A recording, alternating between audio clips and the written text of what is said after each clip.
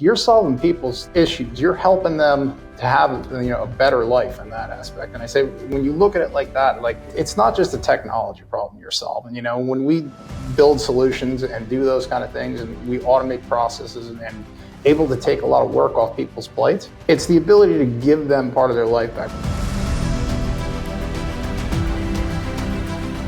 Hey guys, Damien Stevens, host of MSP Mindset, founder and CEO of Serbosity. Today I continue my mission to interview 100 of the fastest growing and most interesting MSPs on the planet.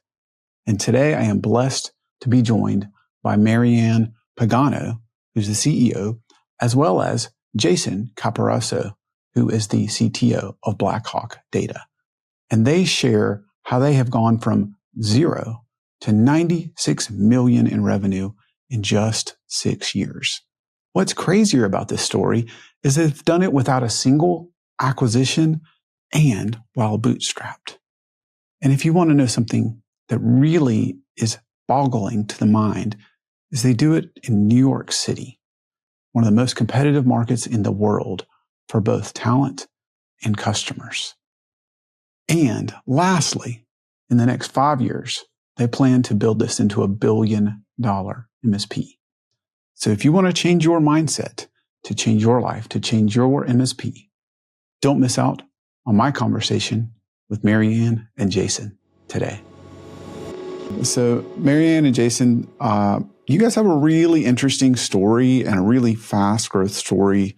Let's start with how long have you been in business, and about what's your revenue currently? We started back in 2018, June 8th. So this June will be our 7-year anniversary. In 2024, we ended the year at 96.2 million. So that, if I can do math, that was about 6 years in to 96 million. I don't know if you know that. That's crazy for most businesses, and even more of an outlier in managed services. So I want to get into that. But why did the two of you guys start this business? Let's go back to the beginning. Why did you guys, what was the reason behind this? We'll blame him. Yeah, right. I mean, a lot of times that's what it comes down to, is that Maryann and I had met, I think, in 2009. We'd worked for another reseller and integrator at the time, and we had done a number of projects together, big, large things. I mean, everything from, police departments, fire, all sorts of things, a lot of public sector work. And we were in the midst of doing an airport project, and we had been running the team, more or less inside. We were running the company inside the company is kind of how it came down to it. And, we had 30 vendors at this meeting, and we're trying to support it. Our current employer was not really giving us any support from the inside, so we pulled in all the vendors to try to help us win this bid. And after the meeting, I walked out and I said, "What are we doing?" I said, "This is crazy." I said, we're working 15 hours a day, 7 days a week. And I said, "It's great." I said, "You win this $30 million contract that, like, each of us see nothing out of, besides just more work in the future." Yeah. And that was was kind of like, well, all right, it's possible that, we've been doing this already on our own, kind of, in a way. And the other thing really it came down to, I think, for me, is that when we were a smaller company, like when I started there, we were 30 something people. When I left, I think we were like 3,000 or so. Oh, wow. And we had been acquired and sold off and bought multiple times by private equity and all those kind of things. And it really lost its way as far as from the human element. It was one of those things where when we were a smaller company, people cared about what they did. They cared about the customer. They cared about each other and, building that team. And it was one of those things that just completely went down the tubes once we became a publicly traded company, and then we got bought back as private. And we said, when we talked about starting our own company, it was the idea of, we never wanted to go towards that whole corporate culture and everybody's a number, and you could just, you could cut people because it makes the numbers look better at the end of the year, kind of thing. And it was just like, it wasn't a place that we wanted to be anymore. So.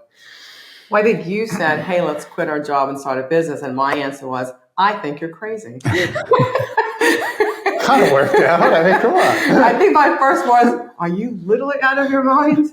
I was probably in my late 40s by then. So, starting over again from scratch, I think he had more confidence in us than I have, right? So I wasn't sure we could do it, right? It was a very big leap of faith that had to be taken in your late 40s, right? He definitely had more faith in us than I did. So I just had to trust in him and just jump. And he said, what's the worst that can happen? It doesn't work and you'll get another job. And I was like, okay, let's just try it. So we jumped. Yeah. How often did you guys cross paths, and what were your roles towards the end at that other company? What did you do, Maryann? So I was on the sales side. So I handled inside sales and support of the public sector team at the time. Jason was one of my engineers. So we worked together actually quite often. He became my lead architect at one point. So we were basically working together 5 days a week at one point. So we kind of, in the beginning when he first started, I was already there. He was on a different team. And then eventually one day I needed some help. They threw him on my account.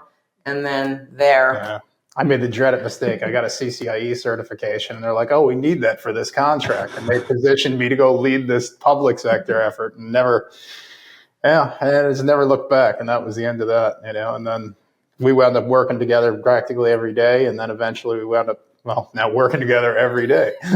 Yeah, that's really cool. It all worked out, I guess. Hey guys, Damien here. As I continue to interview the top MSPs in the world, one thing has become incredibly clear. It's time that we let go.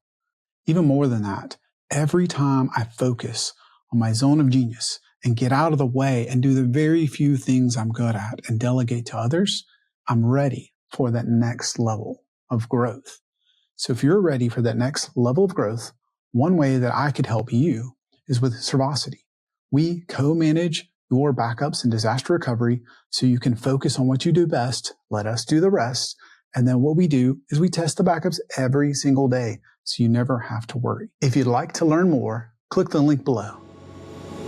So you have the natural fear of starting over later in life, which is totally understandable.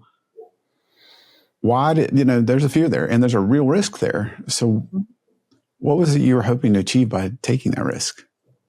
I think for me, when you look at it, especially woman-owned businesses, right? There's such a small percentage, especially in the technology space, right? Most businesses fail after a certain amount of years. So there was a tremendous amount of risk to doing it, right? Again, you just quit. If it doesn't work, you go get a job, but you still have to start over again, right? So the goal was that we wanted to build a business that was what we wanted a business to be, right? Good for the employees, good for the company, good for the customers, right? Being able to be good to the vendors, right? And be able to pay it forward and find different ways to just build the right business model that we wanted, right? We wanted that. I hate to use the word family feeling because sometimes that gets misconstrued, but we wanted to find a way to build a business where people had a say, people can work together collaboratively, and it was more of an open environment. Yeah. I mean, it was one of those things where, I think it was a very stressful year. I mean, I lost my father that year. I bought a house and then quit my job to start a business with nothing. So it was great timing on my part. But, it was, and then once you actually start, then you realize it's like, wait a minute, this is nowhere near as easy as it should have been. Yeah. Or at least like what you're thinking, No, it's definitely not for the faint at heart, right? It's a lot of work. It's a lot of battle. There's a lot to take on. I always tell people when they ask me, what was it as easy as you expected? And it's not. I think it was easier and not easy for us because we had both spent 20, 25 years in the industry. So I think for us, it made it a little bit easier because we had 20 plus years of relationships. 20 years of your own brand, building your own network, right? So you can reach out to those people. So it made it a little bit easier for us than it would have been for someone, let's say, just starting over, going into the IT industry. It made it a little bit easier for us to kind of mold into that because you got to call your network. You got to call your people, right? I always tell people that you never know that you're going to need someone until you actually need them, right? You don't build your brand and your network by wanting to need them one day. You just do it naturally because that's who you are authentically. But then one day you need them And they all come running. And I think that's really kind of what the success story is, right? When I needed the network, right? Well, they come running when you're good to them in the past. You know? So it's like one of those things. It's not just because you know people. It's because, for years and years that, you were the one bringing them business, or you were the ones that were always promoting them or their businesses and those kind of things. And like Maryann talked about, it's one of those things as far as like building your own personal brand. I even tell my team this today. I mean, as far as, hopefully you work here forever. That'd be great. Maybe we can make you retire one day and, everybody's rich and leaves a millionaire. That'd be fantastic. But there's that chance that maybe you won't, but you have to, you have to have that own personal stake in the game, and no one's going to do it for you. Yeah. And that's where I think a lot of people get lost. Like the whole idea of actual work and what it is. I think people think they're busy. That's work. That's not work. That's just, you're busy doing something. There's a large separation between the two. Yeah. Tell me more about that, Jason. So the way that I look at it, as far as when you actually put down what you're supposed to do for the day and how you actually want to be able to accomplish certain tasks, or what you're actually doing throughout, the day, the week, the month. There's everything should have a measurable objective, and the way that it actually meets, and from a business owner's perspective, I always look at it from, is this going to grow the business? Does this actually produce top line revenue? Does this make the business stand out? Do we look better in front of customers? Does it operationalize, or is it, does it streamline a process we're doing on the back end? Those are things, they're measurable factors. When people come to me and they say, hey, I created 19 spreadsheets to track all these KPIs, and I'm like, that's amazing, but what does it do for us? Mm-hmm. Like, does anybody, I said, do the clients get any value out of that? Does it get more clients in the door? Are we going to generate something from that? No, but now we know, like, okay, it took us this many, minutes to answer a ticket. That's fine. That's fine. We have other reporting tools that do that, but that's busy work. To me, that's not like actual work. Yeah, you were busy, but you didn't accomplish anything. Mm-hmm. It's like when people take these massive surveys inside the company and say, oh, we're going to find out what everybody's opinion is on this. Opinions are great, but, it has to be something where it's measurable action for me. I mean, I find it more important to...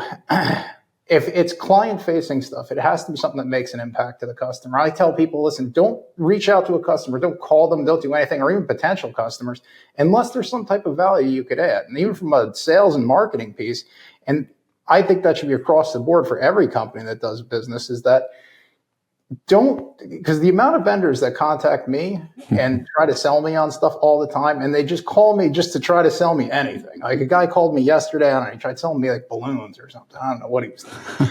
And it was like one of those things. It's like, listen, I'm usually pretty nice to people because I know we do outreach all the time as well and all those things. So I try not to just hang up on people or do any of that.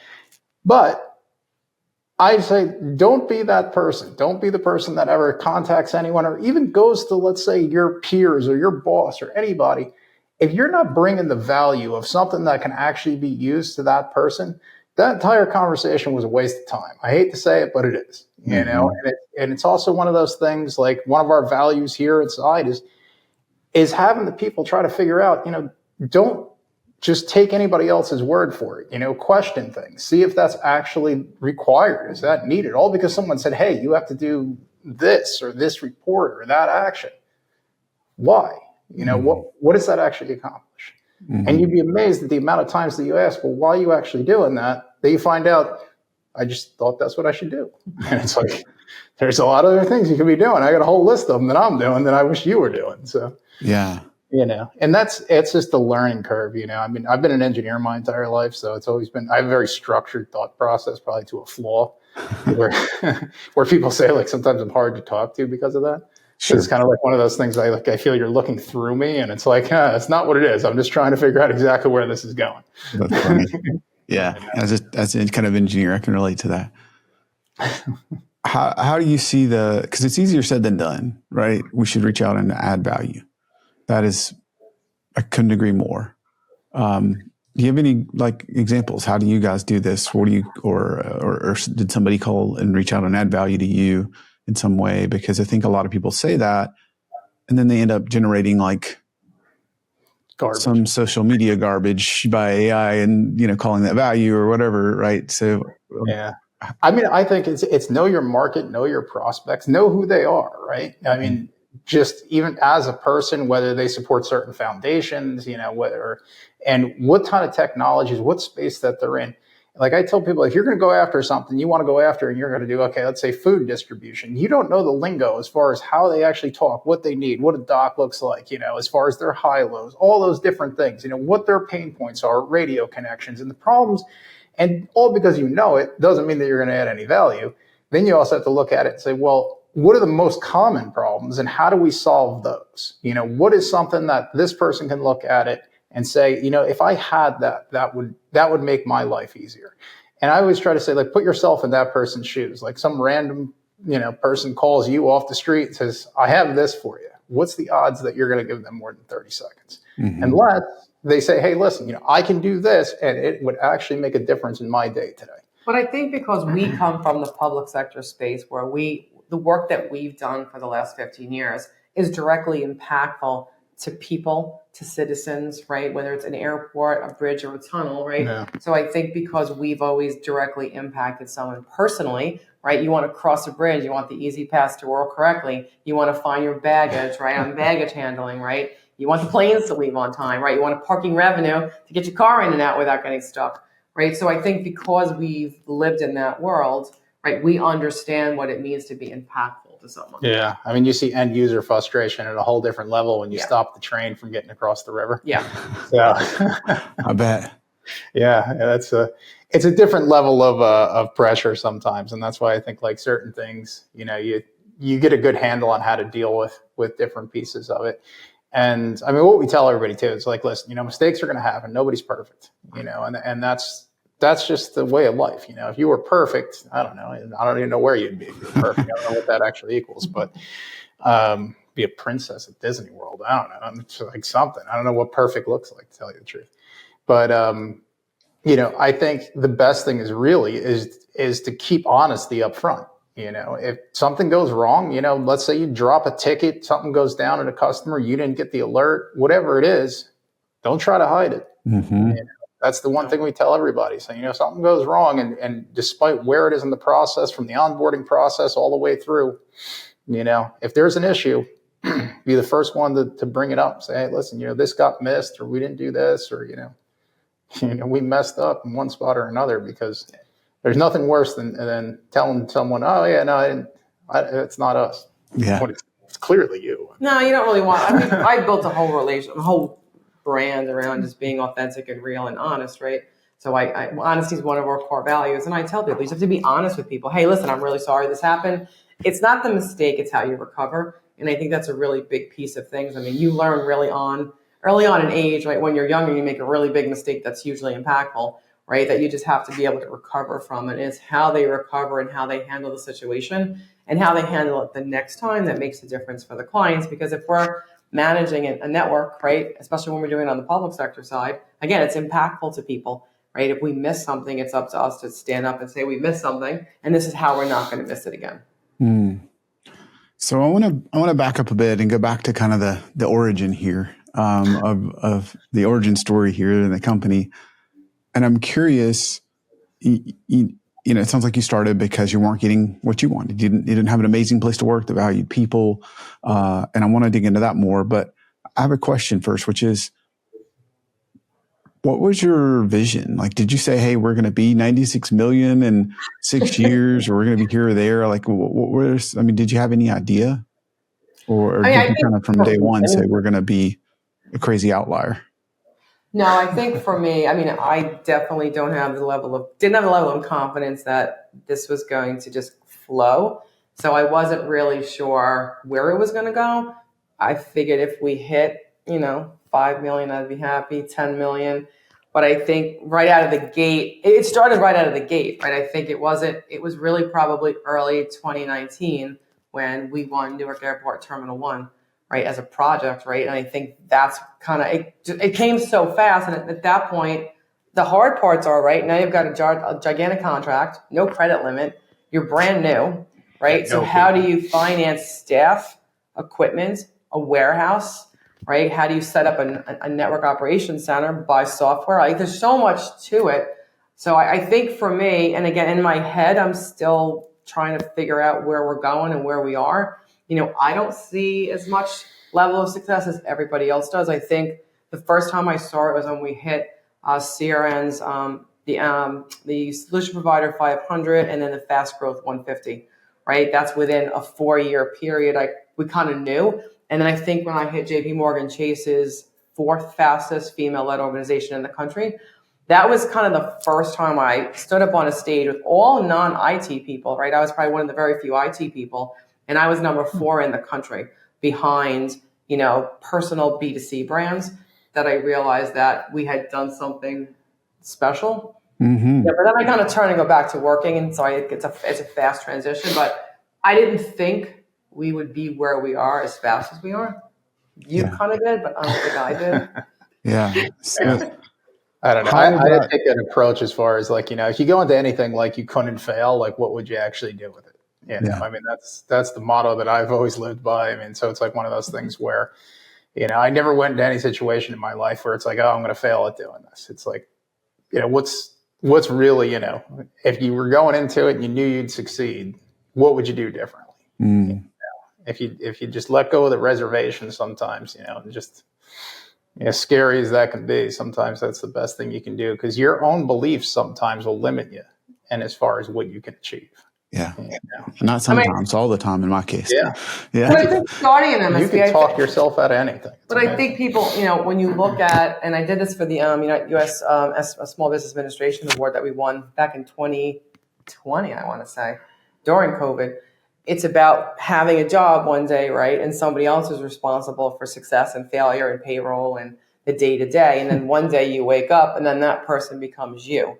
And you really have zero, right? Nothing but yourself. 2 people, a cell phone, right? And nothing more, right? And it's trying to figure out, okay, well, how do we get from 2 people in an office that's, a 2x4, right? With 2 cell phones and nothing else. And how do you get to the next step? And, you don't look at yourself, 3, 4, 5 years out and say, this is where we're going to be. You're just like, let me just live in the moment and get from step 1 to step 2. Right. And then all of a sudden you're, 6.5 years in and, you're almost over 100 million. It's shocking to see that work. And that's why for us, advising people, paying it forward, mentoring people, offering guidance is a huge part of what we like to do, because it helps you relive it in your head too. But if we can help one person realize their dreams, I mean, that's important to us too. Yeah.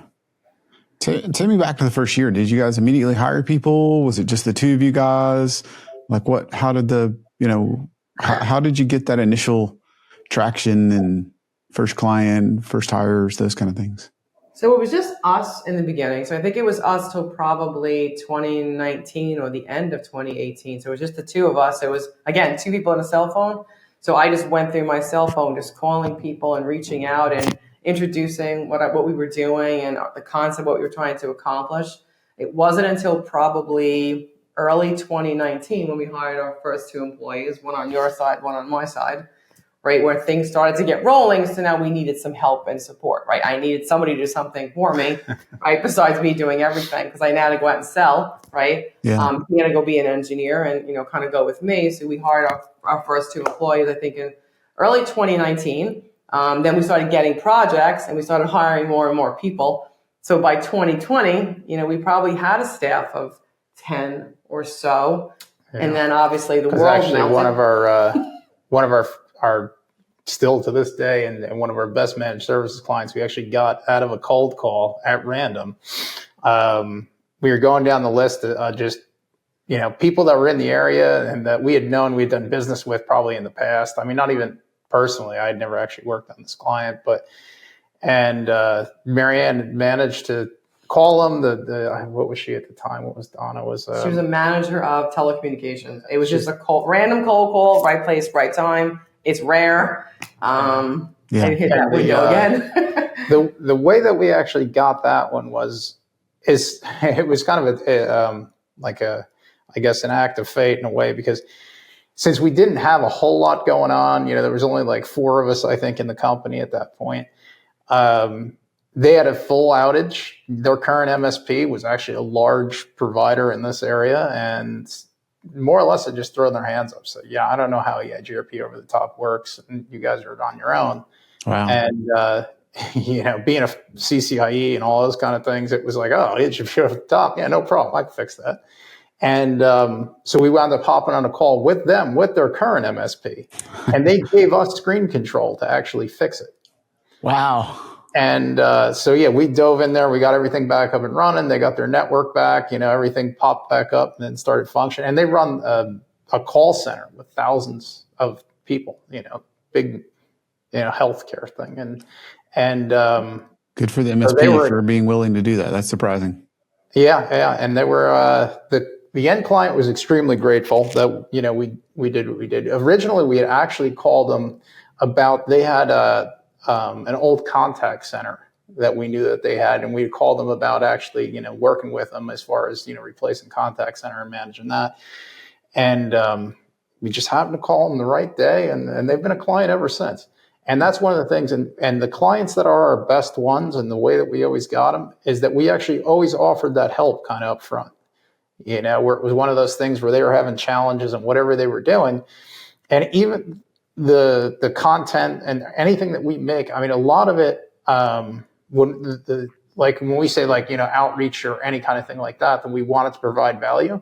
Some of our stuff that I like our guys to send, it's actually made by the engineering team to say, put this out here. Okay, this is a great way to solve these challenges. Because I said, if our current clients see this, and this is the issue that we're facing, whether it's, a hybrid Active Directory scenario or something doesn't sync or this or whatever bugs that we're hitting or patching issues in some of the firewalls and those kind of things.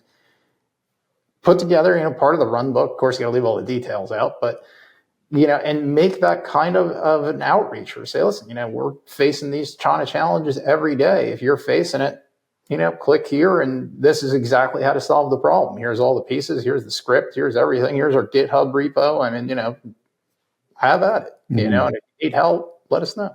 But I think one of the things and one of the reasons that you wanted to start a business as well was when there's to give free support or help or give guidance and advice, not always go by, hey, you don't have a PO for time, so nobody can talk to you, right?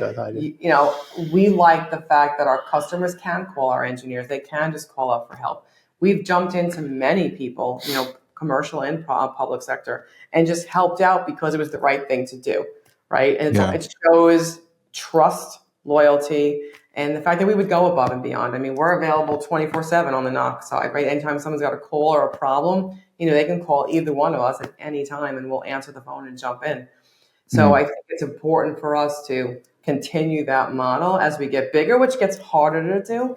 But I think that's a big reason why we started the business in the first place. To me, it's fascinating to see kind of how some people look at the dynamic with clients and themselves and stuff like that. And I'm like, you have to realize it might be, everybody sees the big faceless corporation on the other side of the ticket or something. And really, that is an end user or that is an IT director or whoever it is. That's a person that just wants their problem solved. They want to go home. They want to have dinner with their family. They want to see their kids. They don't want to be sitting here with you troubleshooting until midnight. That's not a thing. If you could fix their problems and you can make their life better, I look at it as time is the ultimate goal. We could save you time. Time is better than money. I'll buy back time anytime I can.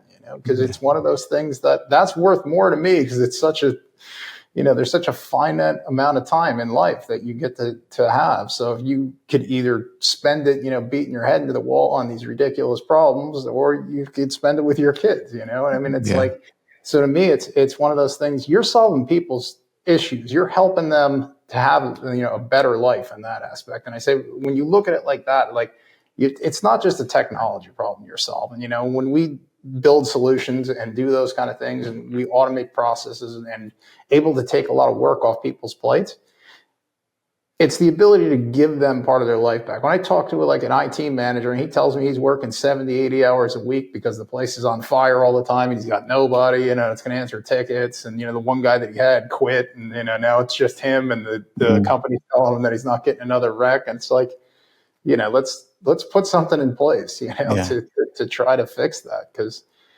nobody wants to live like that, I mean, for years, I was, I used to be a service provider guy. We used to do, I was rolling out cell towers and in the middle of a swamp at one point. So working, 80 hours a week, 90 hours a week. That's what we used to do. And at the time, it felt like it was normal. Yeah. Yeah. It's funny what normal can feel like. Yeah. Speaking of what isn't normal is this growth rate, right? 6 years roughly to 96 million. What do you, let's start even with the demand side. Now, they don't want to get to how you actually keep up with fulfilling the demand, but like, how do you even get that opportunity? What did you do that nobody else has figured out how to do? Again, I think it comes down to obviously relationships, right? I've been on the sales side my whole life, right? So I've built a relationship with people in the industry in the New York metro area, right?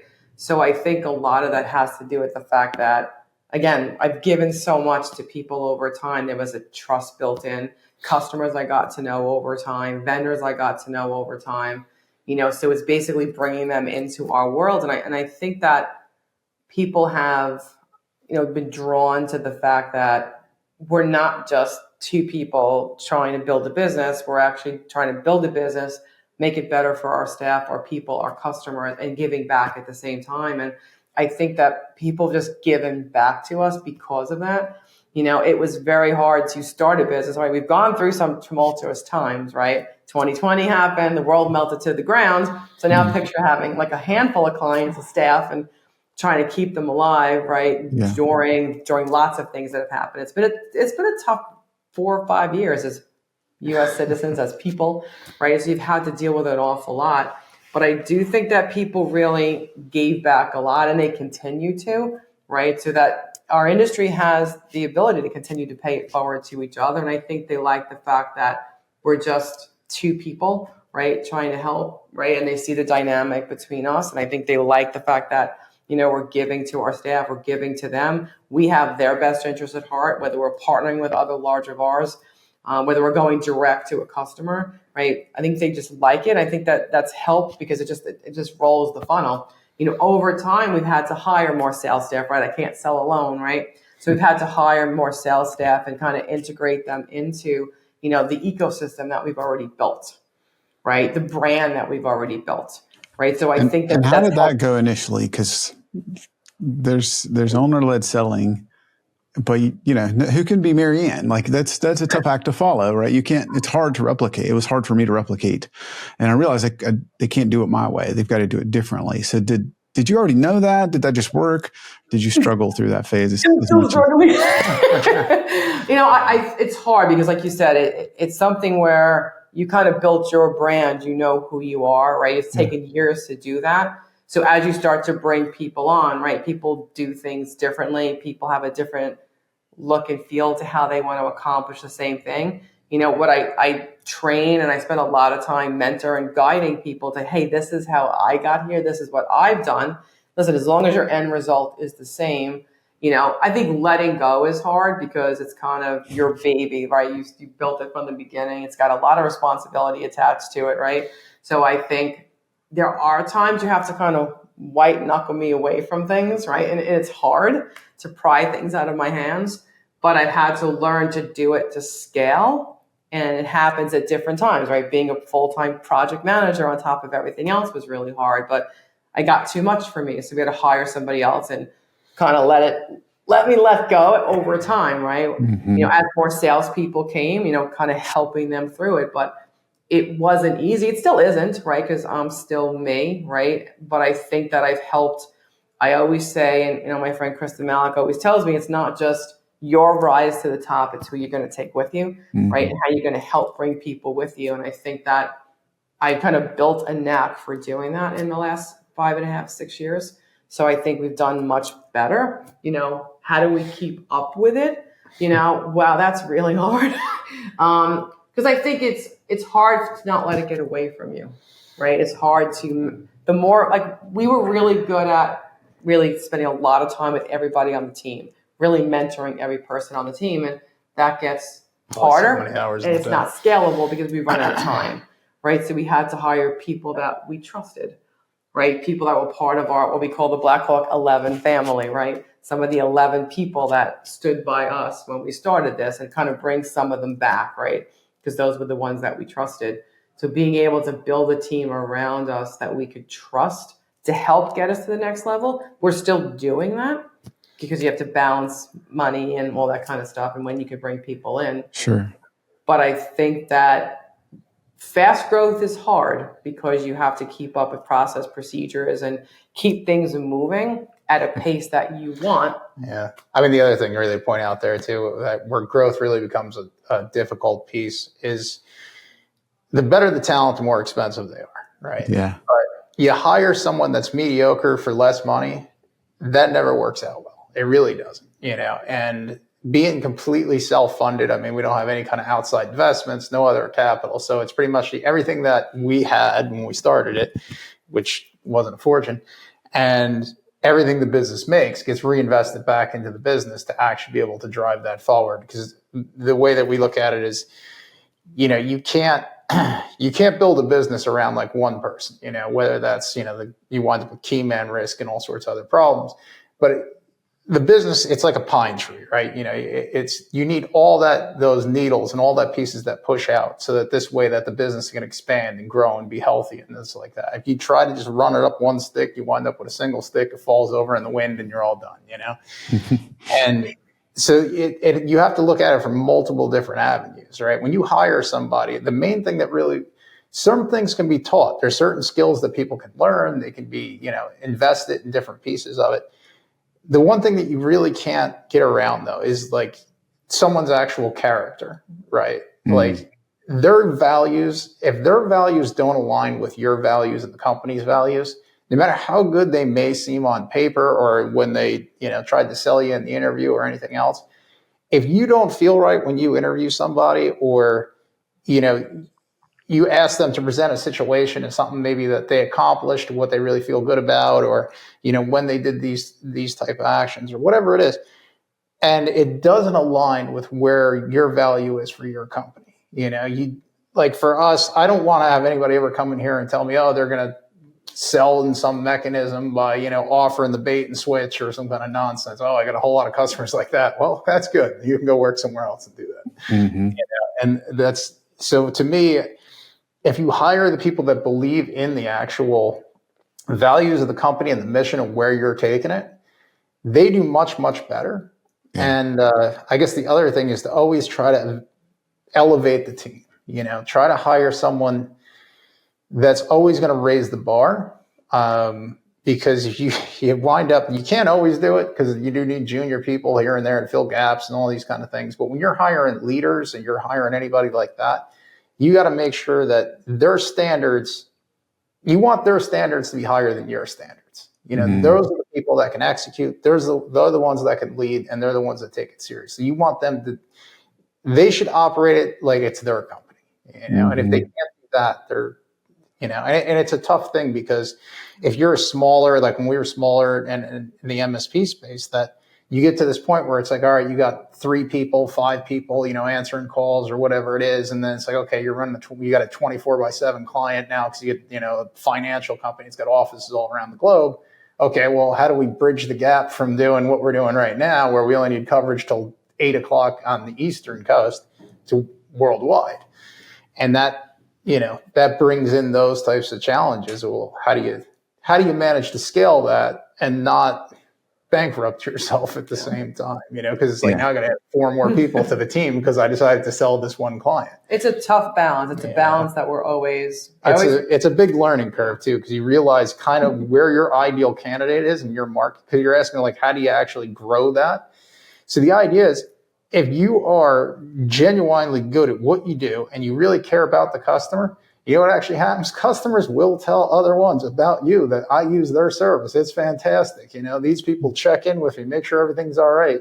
All my systems, I don't have to ask. They're patched. Everything is fine. Like, we have seldomly an issue, if you can, and not saying that, there's never issues or anything like that, or else we'd be out of business, as everybody knows in this space. If you don't have issues, you don't have clients.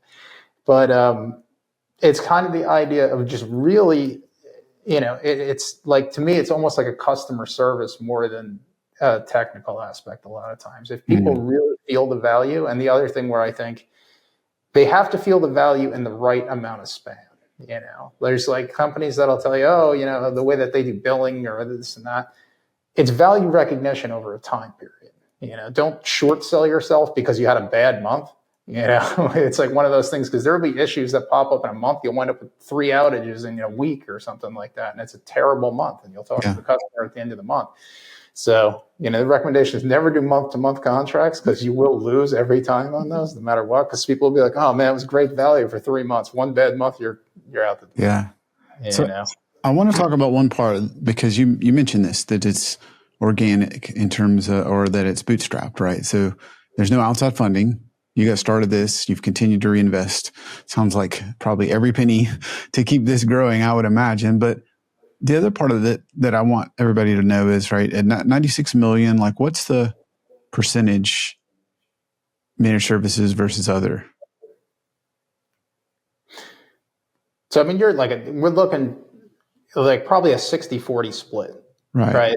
So, and our idea is to try to grow more of the recurring revenue side and more of the managed services side. I mean, now we offer what we call everything as a service, where it's just about everything, right? I mean, it's everything from your internet service provider. It's, the cloud instances, dual redundant links, your WAN edge, access points, switches, phones, everything that you could imagine that you need to fire up an office or multiple branches or whatever it is. And we do refreshes that way, but it's all part of one contract. So it's 24/7 managed, monitored, the whole thing.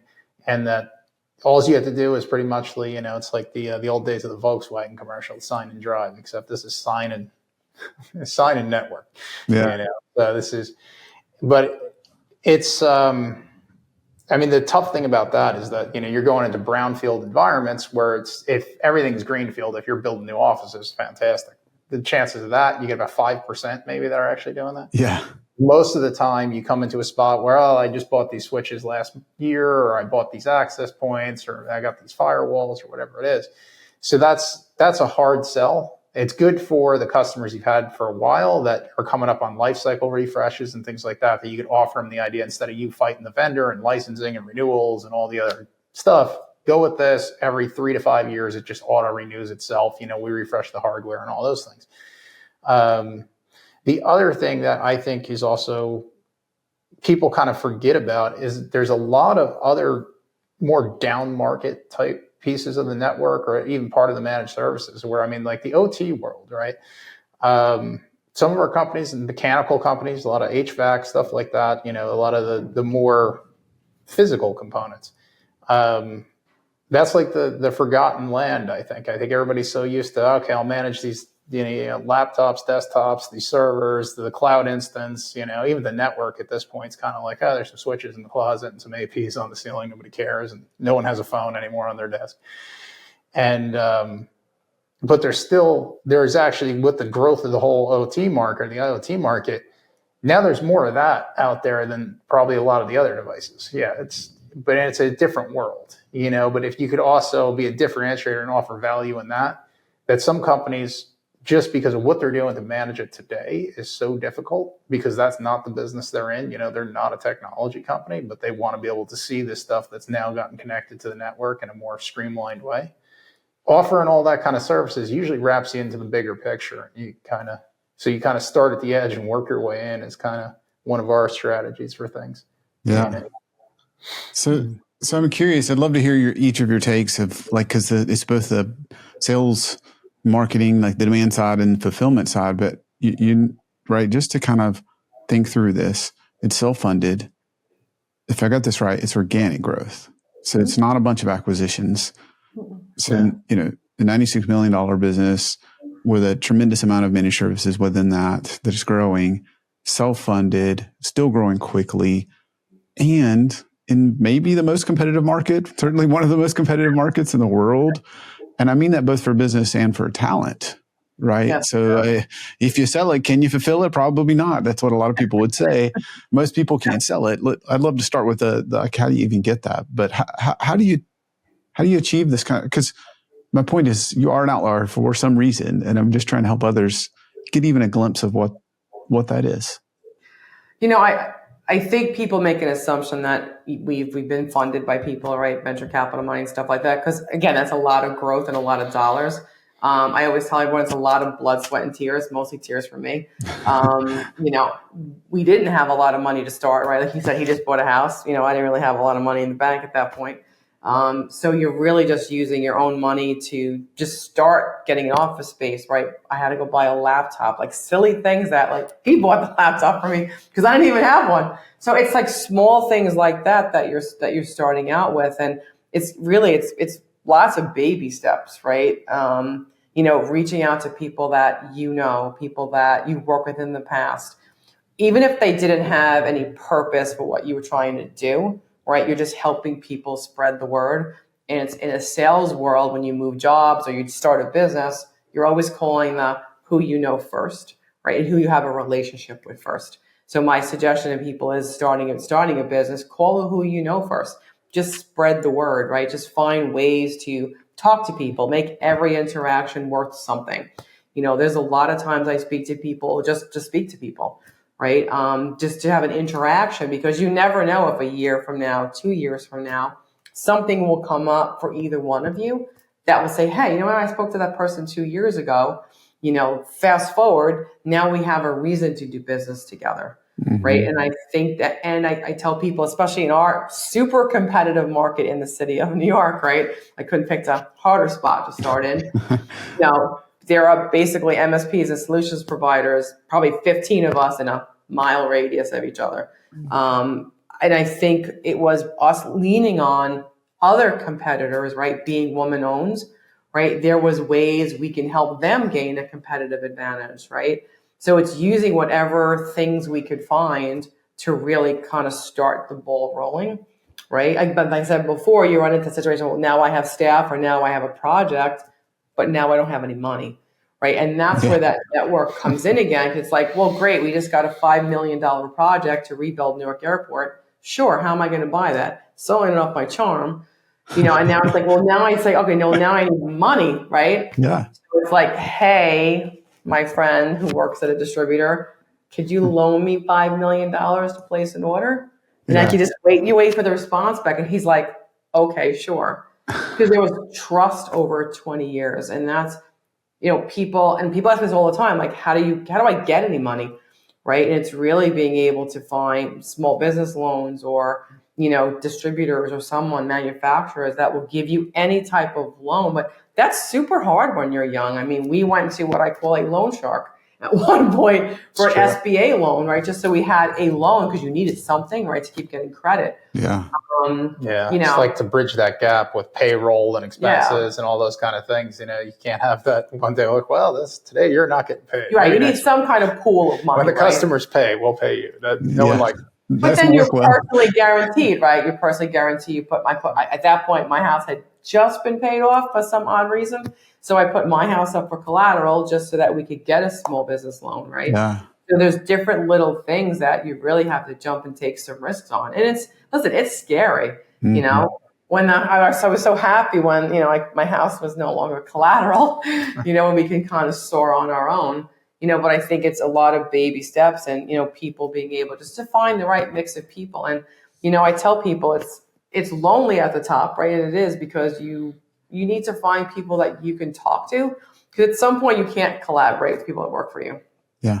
Right. You have things that go on. He doesn't always want to be the person I have to go to. Yeah. I mean, even with that, you need a peer group of people that, they should be doing better than you are. You want one of those things. Those are the people you strive to be. They're the ones that are running massive organizations. And, maybe it's not even in your industry, but, those are the people like, I wish, we could do that. How do they handle these things? I mean, some of it's just from maybe it's an HR perspective or operational perspective or something like that. But kind of take it back to what you had asked earlier. I think also one of the things that, like Maryann kind of touched on, it's like affiliates, right? I mean, there's a whole bunch of different people in this industry. Not all of them do managed services. Right. There's tons and tons of them. And I mean, there's some of them that just do consulting for one very niche specific thing. And the more of those people that you actually, find, you build relationships with, or if you already have them, or you also, you have to niche down in your market sometimes too, because I think it's very hard to market or even target or talk to people that, if you try to cast the widest net and say, okay, I'll take everything from accounting to legal to, manufacturing to, aerospace. It's like, well, none of those industries relate, and it's also, it's about just listen, find your spot of what really resonates with your customers and your people. And that's also where you'll find that peer group, you'll find those affiliates. It could be anything. It could be people that are doing office moves or something like that, right? So if you find that, all right, this company here, they move 30 people throughout, 30 offices every month, work with them, work out a deal with them. Tell them, listen, you bring us in, you can recommend us, become their managed services provider. Give it to them for free. You'll imagine how far that goes. Yeah. So, that's the thing. Listen, it is one of those things. And unfortunately, there's got to be a hook into something, and you'll wind up giving free works, amazingly. It's one of those things. Like I said, most of our customers, we got it from offering them when they needed help. That was stepping up and not even asking them for money. We just did it. Yeah. Yeah. So I want to kind of dig deeper there, Jason.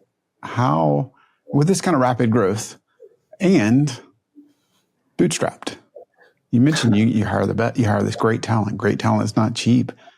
No, it's not. You're got to be one of the most competitive places in the world to hire talent. So how did you keep up, right?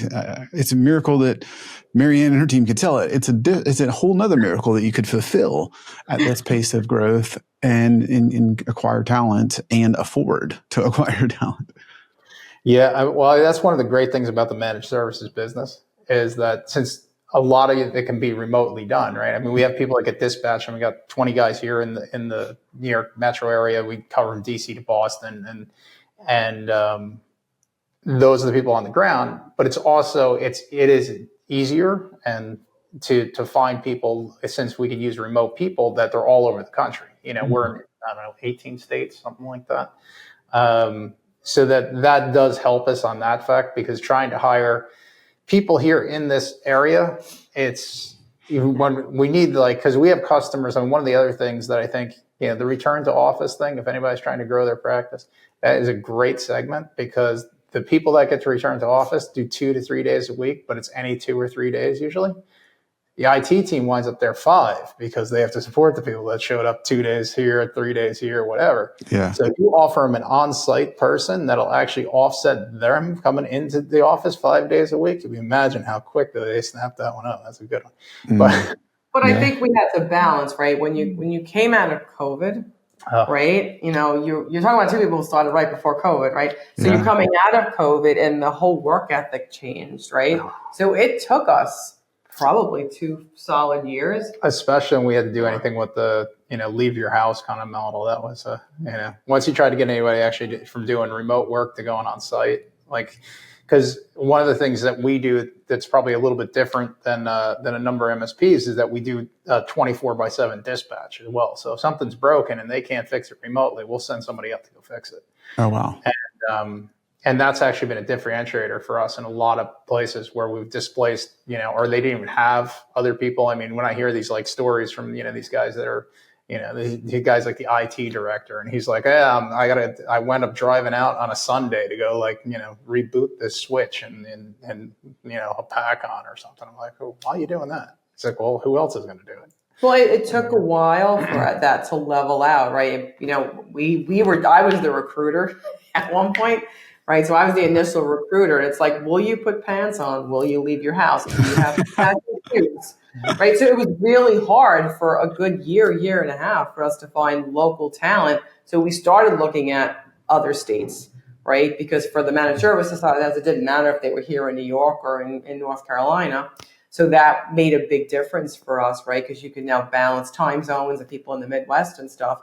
For the local team, it was hard to find good people. I feel I shouldn't say this, I'm going to jinx myself, but I feel very balanced on the engineering side at this point. It took us a while.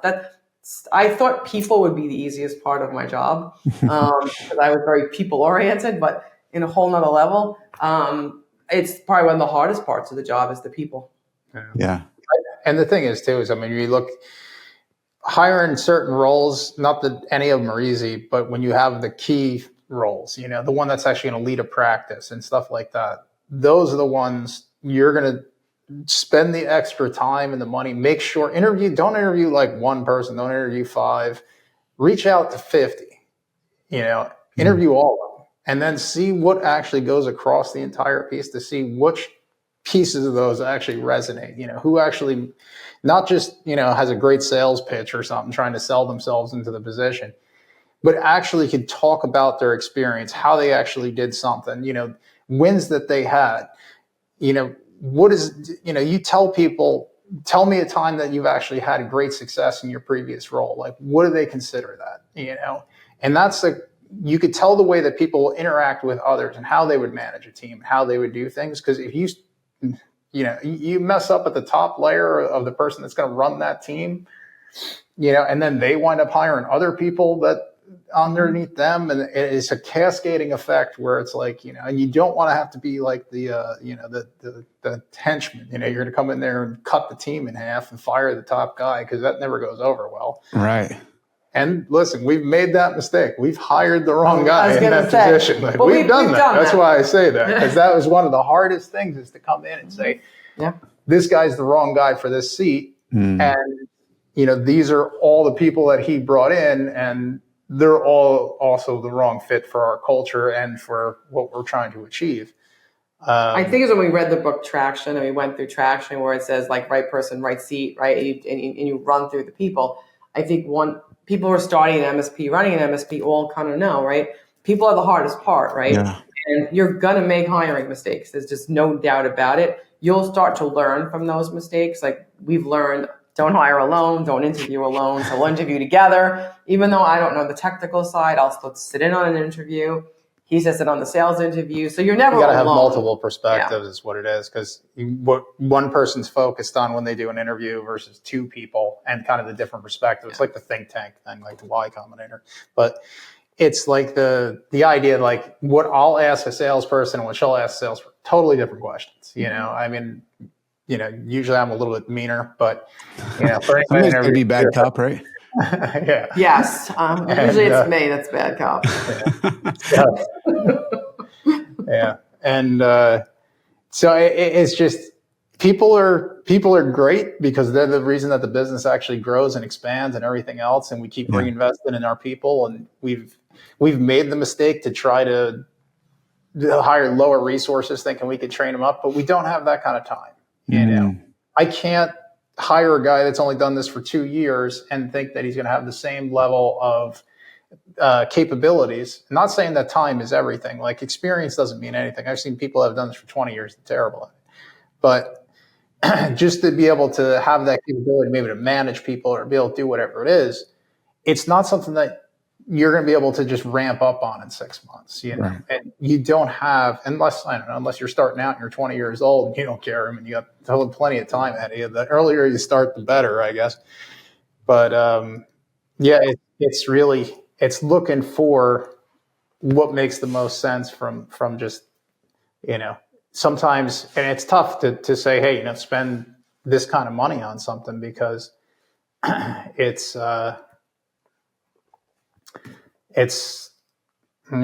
expensive, and that's one of the things. But that expense, it's the difference between someone that could do 10x, versus 1, So sometimes when you have to look at what you're paying people and what you're doing, you could say, if this person can do all these things, but they're going to cost twice as much, would you pay the extra amount of money to be able to accomplish all those things, rather than just, try to save the $20,000 on the base salary and then wind up that, this guy can do 3 of the tasks out of 50 that the other guy can. Yeah.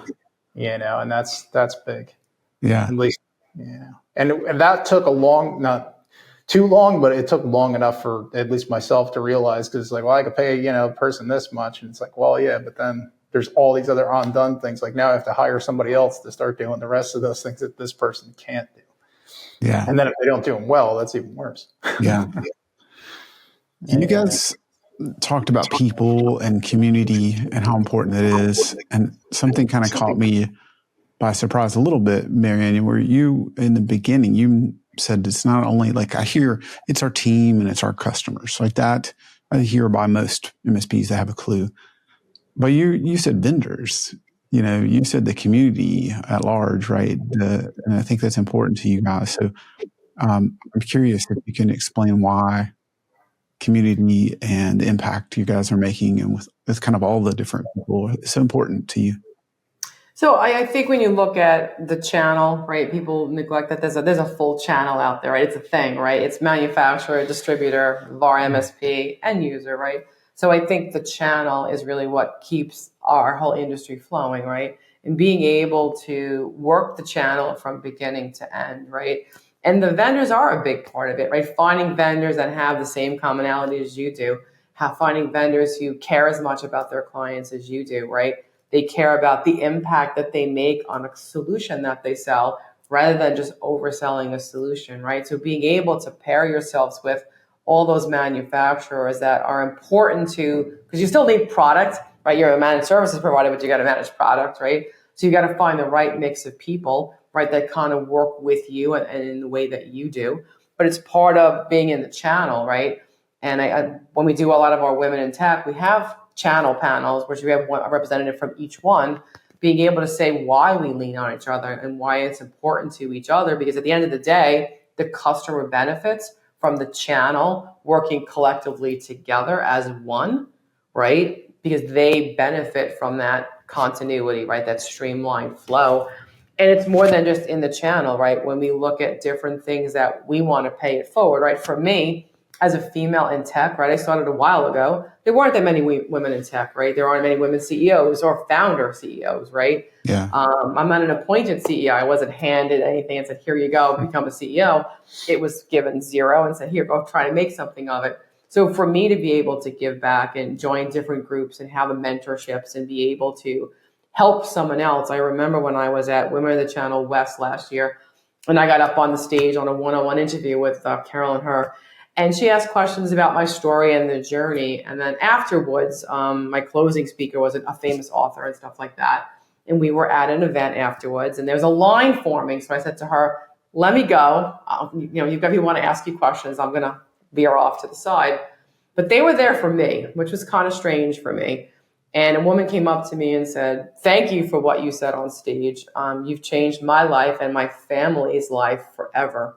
And that's so impactful for me to hear that, because if it's something that I don't know what I say, but because whatever comes out, comes out. Yeah. But I think that it's important for me, for people to impact somebody and say something that maybe I didn't get to hear when I was growing up through the channel. So it was so important for me to hear that, and so impactful for people to be so grateful for advice. I do so much more mentorship than I was expecting to. And I always jump off the call like, God, I hope I helped that woman. I never really know. And then, I see posts about what I did for people and how much we give back. And, when I was in the West Coast, I met a company called Everfree. Everfree helps to combat human trafficking. And I met a 14-year-old girl who had been human trafficked from the age of 4. And that was very impactful for me to hear. So I brought it to him, and we became a supporter for Everfree. And we may not always have the most money to give.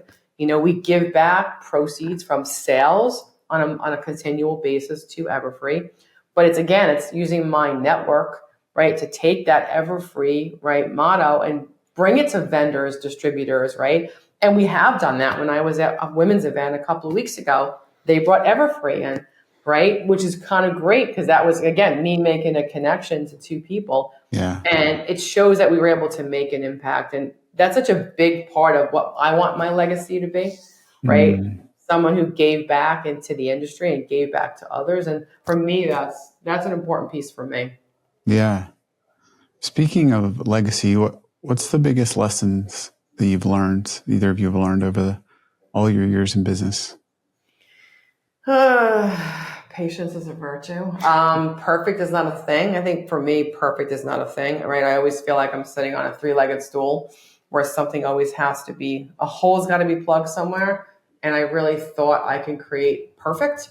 So, I think it reminds me all the time that that's not really a thing, so I have to make sure that I realize that I can't be perfect all the time, right? And just do the best I can each and every day. So I think that's probably one of the things I had to learn. The hardest is I can't always be perfect, which is hard. Yeah. Yeah, I think it's, the one thing that I think it takes a while to realize is that you can't be in it for the money, more or less, right? Because it's too hard to push yourself and wake up every day to realize that you're just doing this because you're like, I just go get a job, it'd be a lot easier. Yeah.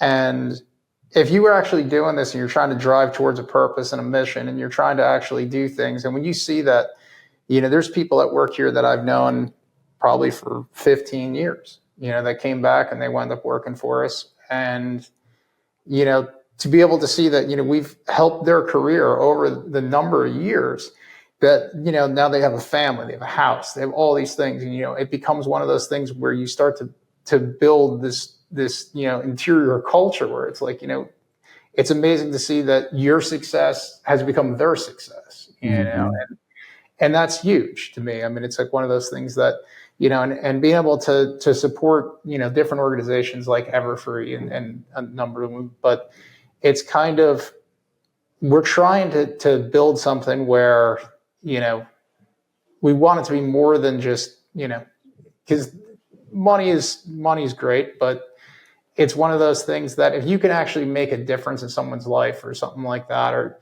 you could stop one person from being, God forbid, human trafficked. That one thing, like one of the things we were talking about with them was the ability to be able to recognize that if someone's, brought through an airport and, using technology to stop that, whether it's picking up a small token like a rock or a gem or something like that, that we can use some of the technology pieces that we have, because working in the aviation space a long time, that they would get flagged going through the TSA checkpoint, and it would just be for additional screening. And being able to actually see some of those things start to come to life, that you can literally change somebody's life or save somebody's life, that is a much bigger motivator for you to get up and do whatever it is day after day after day. If you could make that happen, that means more than anything else that you're going to do. And by doing that for the last few months, like January was Human Trafficking Awareness Month.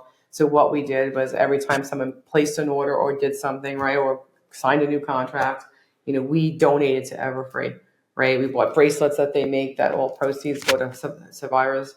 We got to save survivors. You got to see the real impact, right? I'm going to get to meet one in May, right? That's one of the cool. survivors that we saved, right? We held a red carpet event, right, showing survivors' life through captivity, through creating their own business, right? I was at an event a couple of weeks ago, and one of the survivors asked me to help coach them, right, through life. And those are really special, important things that, are kind of like a side hustle, right? You have the business during the day, but those are things that are impactful to community and society. And that's a really big piece of what kind of makes it fun. Yeah.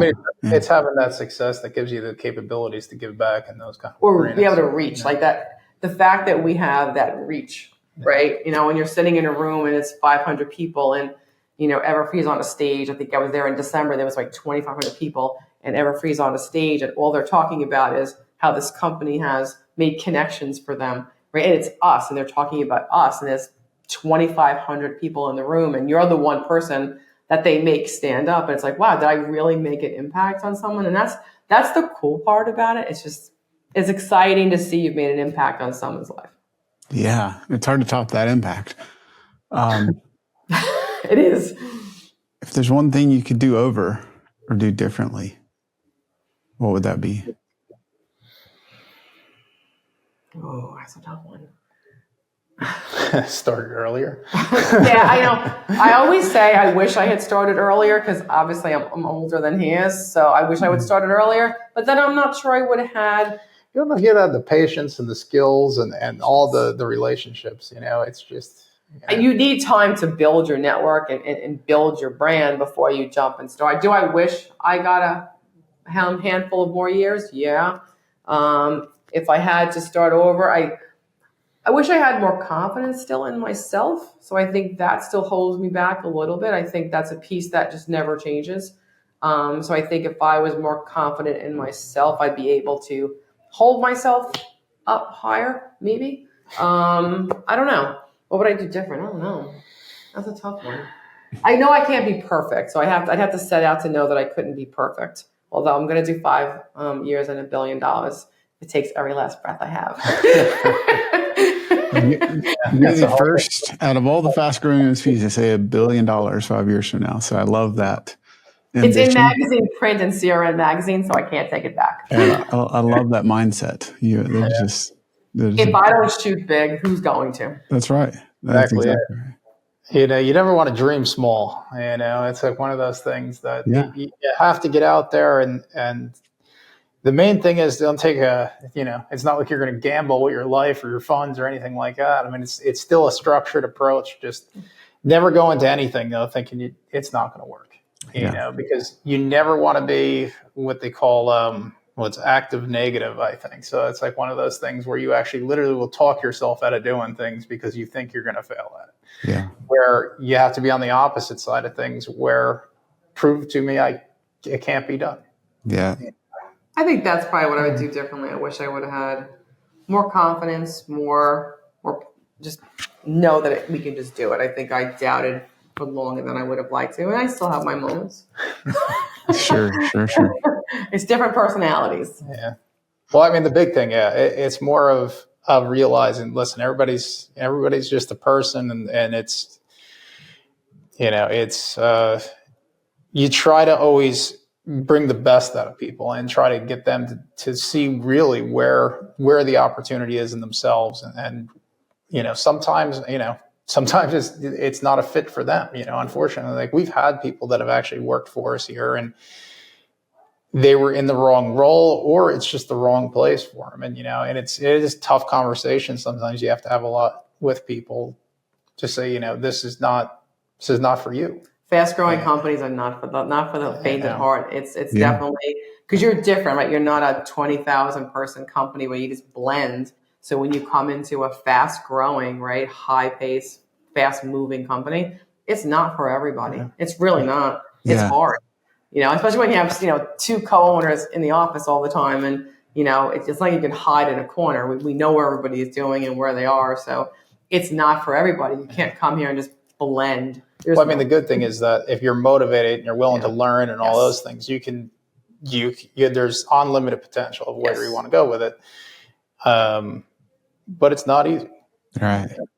It's, the one day when it becomes easy for me, I guess that's when I know I'm done. That's it. Yeah. I have to ride off into the sunset when that happens, I guess. Well, given what's going on with your emissions and in the world and all those things, what is something you're looking forward to? $1 billion. I'm still stuck on the. Are you still stuck on? I live on the sales side, so for me, it's always making a number. I'm very driven towards the goals and stuff like that. Right. I don't know if I have an answer to that besides goals. Yeah, I'm just curious, is there something that's interesting right now? Like I'm looking forward to this happening or this new thing happening, or, whether it's something you're achieving or the world is, happening and changing. I like the world to stabilize, so my life is a little bit easier. I like the city of New York to be stable. That would be nice. I think that Jason's, the one thing about Jason, he's got a lot of great ideas. He's got a lot of great solutions. I look forward to, us being able to handle that, to react on that, to be able to sell that, to be able to get that moving in the direction that it needs to be. I think that, he really truly cares about technology and loves technology. So I would love to see some of the things that are going on, actually come to fruition and actually work. I mean, they can, as my team, being able to adopt from just selling a piece of hardware to selling a whole solution and a managed service and coupling it together. It's changing the mindset of salespeople. So that's kind of what I'm looking forward to, that shift of less hardware, more managed services. And that's really what I'm looking for, especially this year. Yeah, right. I want to get to an 80-20 in the other direction. 80-20 in the other direction would be really nice. But yeah, I mean, I don't know. I kind of look at it as far as what I would like is to be able to get to the point where, not to say like we'd be NVIDIA or something like that, but but it'd be great for all the people that took the chance. There's a lot of people that came here. There was two of us, and we're a completely unproven company. It started, we were, like one of our longest lasting people. I mean, that started, the people that started are still here. From the beginning. I ideally would like it that everybody that works here, and I mean everybody, that this is the place where you get to retire from, and not just retire like I'm living, day to day, and but retire and enjoy your life. I want to be able to give people the kind of life that they'd only dream of being somewhere, whether it's, you go retire and live on the beach or whatever it is, and you don't have to worry about it. For everybody that came here and believed in the mission and all those things, that's what I'd like to see for everybody. I love that. Well, what's your biggest challenge right now? Let me flip that around. No, biggest challenge today. I think the start of 2025 has been difficult. Obviously, we have transitions in government and stuff. So Q1 has been definitely difficult. So it's been the biggest challenge of being able to differentiate yourself from the other 500,000 that are out there. It's being able to convince net new customers, right? Why us and why we actually mean it, and it means something to us. So I think that's probably the biggest challenge, is consistently bringing in new clients and, getting them to believe in you and what you bring to the table and trust in you. Like, that's probably the hard bit, especially for 2025. It's definitely been, Q1's been tough. I mean, we've made it through. We're heading into Q2 in a couple of days. But I think that's, for me, has been the hardest part, right? Yeah, I don't know. I think as everyone knows, it's a massive technology shift with the whole rise of AI and, everything that's going on with that. And, the ability to have multiple agents that are, they're not people anymore. That's the difference. Dealing with like MCP and all that great stuff. And it's a major change in such a short amount of time. When AI first started becoming, the more mainstream talk a few years back, it was kind of pie in the sky. Oh, that's going to happen and these things. And I would say last 12 months or so, that's where we're actually really starting to see the adoption of it from both our side and from the client side. We're asked about it on a daily basis, more or less, as far as like how can they, integrate this into their processes and things like that, and how we can create this and manage it and do all these things. I see it as a huge growth opportunity, but it's also a major challenge for me, because it's like, the normal systems that we support on a day-to-day basis and everything else that you have to keep functioning, and everybody still has to operate in the status quo. But now it's like, all right, there's this great thing over here. You don't want to, go off and start chasing the new shiny object. Yeah. But at the same point, it's like, you can't ignore it either. It's a giant meteor heading for you. So if you're not going to take that head on and say, okay, listen, we're either going to get destroyed by it or we're going to make money out of it, and really, take that opportunity that's upon us. And that's one of the things that we're working on investing in that. The toughest thing is really finding the people, though, for that. There's not. What AI has done a great job of is creating people that have AI created resumes, and they use it on all of our interviews and things like that until they come in person, and then they can't speak to any of the things, amazingly, when they don't have their machine in front of them. So, that's a focus for us to build that out. And really, from the way that I see it, because it becomes a fear, I think, in our industry overall, especially from the MSP side, that, we can replace the level one guys with a chatbot, an AI chatbot's now going to take in the ticket and it's going to respond and give the person back some, feedback on what they should do. And, to me, that's not a solution. Just because I feel like that'll, as far as ruining the customer experience, I think it'll be a great way. One day maybe AI will be that good that nobody can tell the difference. But I see some places that have done it, and it's it's kind of painful. People like dealing with people. Yeah.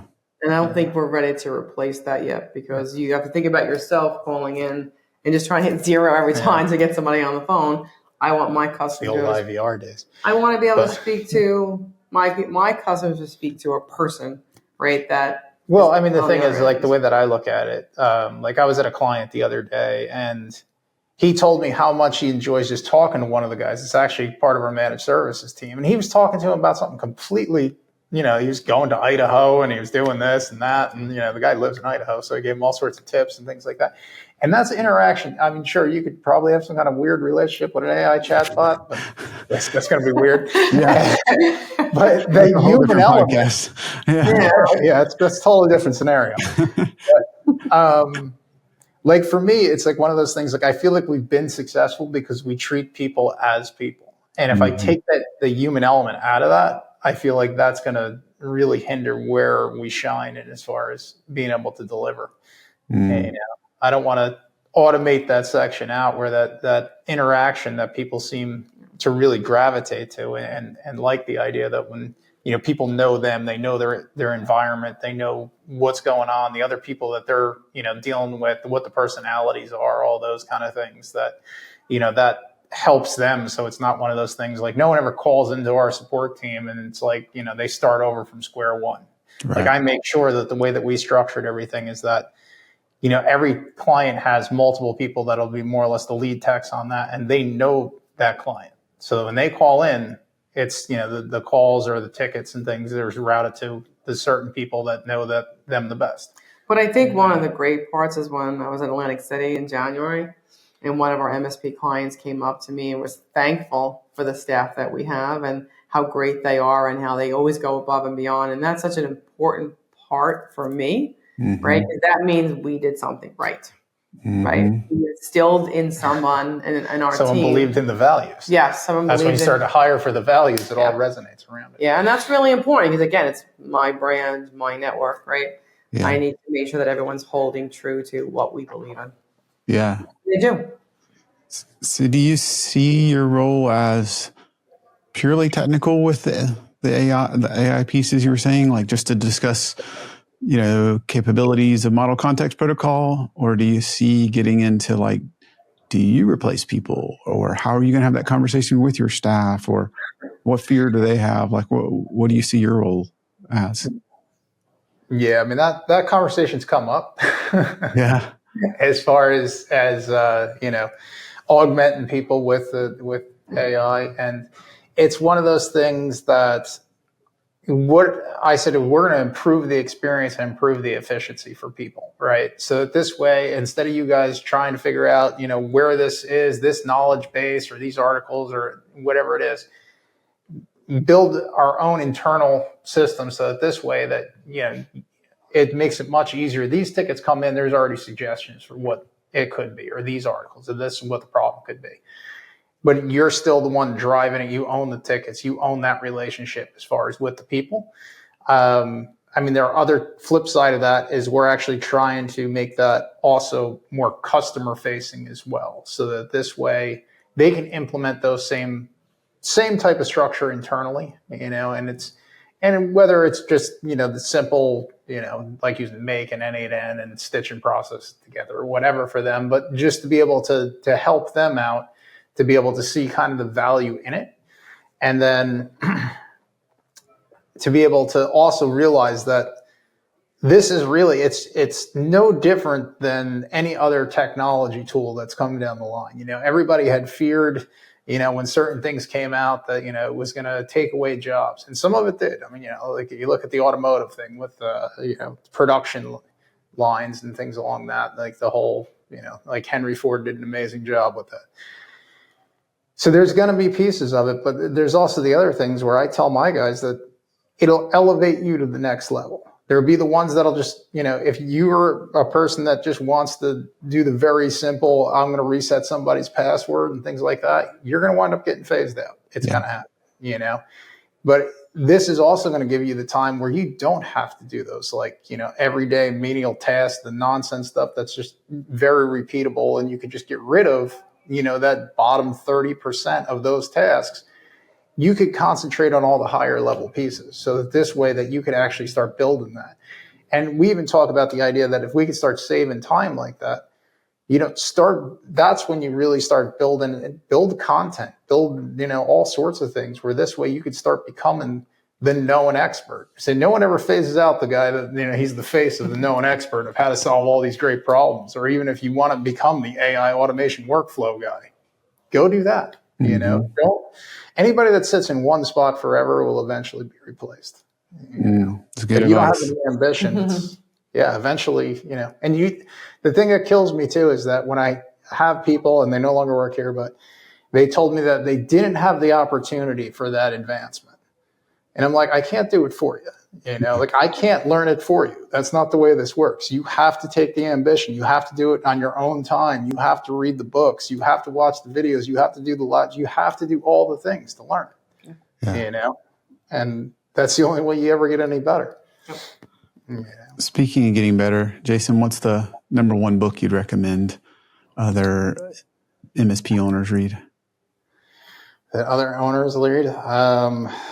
Oh man, you're king of podcasts and not reading. That's a good enough answer too. If that's you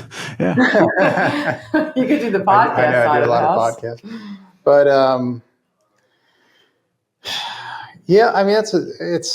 there's a lot of, depending on which side of it, the technical or kind of the growth side of it. I'm a big believer in process and also like kind of self-growth, kind of investing in yourself for your own, even if you can believe things like, there's the book, the Buy Back Your Time book by Dan Martell. Yeah.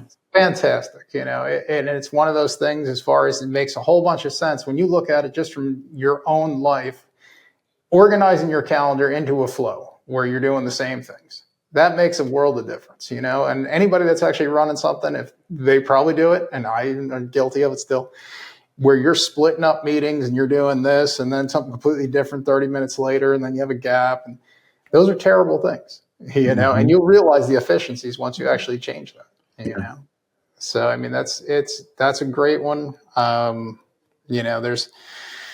think, if you're on the smaller side, Traction was a great book to read, that definitely helps you out with a lot of the fundamentals on what you should measure and kind of how you should put things together.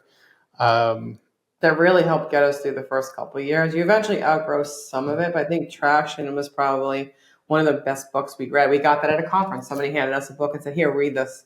And we did, and we followed the Traction process for years. We still follow pieces of it, but that was one of the books that helped us the most really kind of get through the beginning phases. So is that your recommendation, Maryann? That would be mine, and then I'm on the sales side of the house, so I read things like Never Split the Difference. I read things like Medic, right, because we follow Medic processes and stuff like that. I have to read a lot of things like, the 10 things strong women don't do, right, just to keep my own head clear. But yeah, so I'm not a big reader, but I have had to learn to read. Sure. Yeah. You're in an always learning environment, whether it's reading, podcasts, learning from other people. I never thought I'd have to learn so much in a very short period of time, but I have. I'm sure. This has been so amazing, guys. So tell others that are listening if they'd love to, if they're interested, how can they reach out and connect to you individually, Maryann or Jason?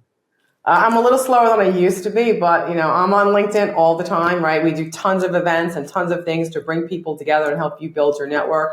So hit me up on LinkedIn anytime you want. Again, slower than I used to be, but I do tons of mentorship programs and anything people need. I'm there all the time. I'm more social media than anybody else, so I am the queen of social. So reach out anytime you want. I'll be more than happy to answer any questions that you have. That's amazing. Good luck getting him. Same question for you, Jason. So, mainly, it's, even though I don't do a whole lot on there, I'm going to change that this year as one of my focuses is to start doing a bit more of the social media campaigns. But mainly I'm on LinkedIn is kind of where I am. And, this year, I think I'm trying to. You've liked a few posts at least this year. There you go. We're getting there.